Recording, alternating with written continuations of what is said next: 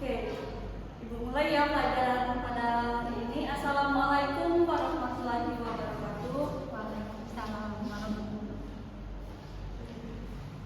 Oke, apa kabar semuanya? Baik ya. Di sini pada hari ini siapa ya yang nggak masuk? Oh, masuk semua, masuk semua ya. Alhamdulillah. Oke, kemarin kita sudah menjelaskan tentang materi jurnal umum. Apa itu jurnal umum?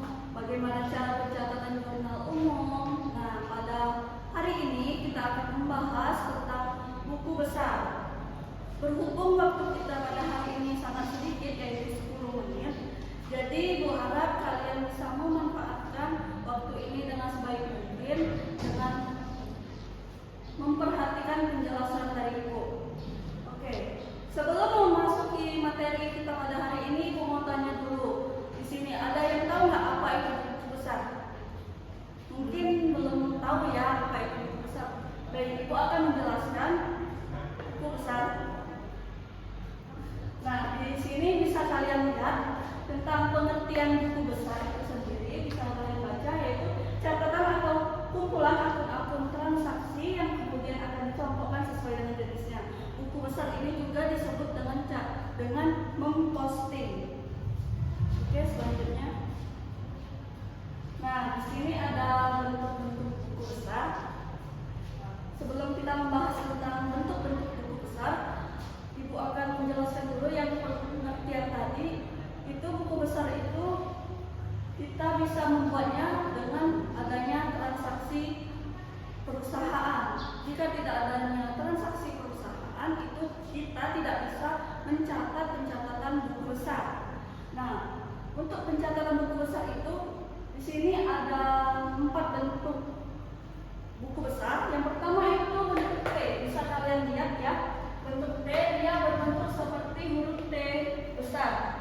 Di sisi sebelah kanannya itu debit dan di sisi sebelah kirinya itu kredit.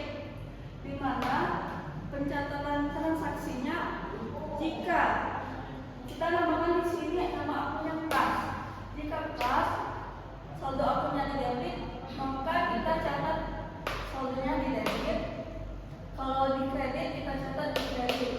Nah, hasil dari penjumlahannya yaitu selisih antara debit dan kredit. Yang kedua, itu bentuk skontrol atau 2 kolom. Bisa kalian lihat di sini ada nama akun, nomor akun, terus tabelnya di situ ada isi tanggal. Di sini kalian isi tanggal transaksinya itu tanggal berapa, bisa kalian isi. Terus ada keterangan misalnya kas, kita tulis kas, misalnya utang, kita tulis utang. Ini yang baik, dan ini yaitu referensi. Kita tulis referensi ini yaitu JU, karena referensi dari pencatatan buku besar ini yaitu dari jurnal umum. Ya. Terus ada debit, terus ada tanggal, sama seperti yang tabel debit tadi, ada penerangan, referensi, dan saldo kredit. Bisa dipahami dari 2 contoh ini. Baik, kita lanjut ya. Nah, yang ketiga yaitu bentuk stafel berkolom saldo tunggal. Bentuk ini hampir sama mirip dengan saldo 2 kolom tadi. Di sini ada nama akun, ada nomor akun, terus tanggal, keterangan, referensi. Nah, di sini dia debit, kredit, dia keseluruhan debit, kredit, terus ada saldo. Nah, yang keempat, yang terakhir itu bentuk stafel berkolom saldo rangkap. Bentuk stafel berkolom saldo rangkap ini paling banyak digunakan oleh semua orang. Yaitu bentuknya seperti ini, sama, ada nama akun, ada tanggal, keterangan, referensi, debit, kredit, saldonya, debit dan kredit. Oke, selanjutnya. Nah, di sini Ibu mencontohkan ada 1 contoh cara memposting buku besar. Di sini bisa kita lihat ya, banker poster. jurnal umumnya per 31 Desember 2024. Di sini tanggal di kolom tanggal. Oh iya, tabelnya itu Ibu bikin bentuk tabel yang keempat tadi ya, yang contoh keempat tadi. Tanggalnya di sini Desember, kita tulis Desember, tanggal 1. Keterangannya kas, kalau kas ke debit berarti kita tulis kasnya di sebelah sini. Kalau modal di kredit berarti penulisannya itu agak maju ke dalam ya. Bisa kalian lihat di debitnya 20 juta dan di kreditnya 20 juta. Sekarang cara memposting ke perusahaannya bisa kalian lihat. Nah, di sini buku besar per 31 Desember 2024.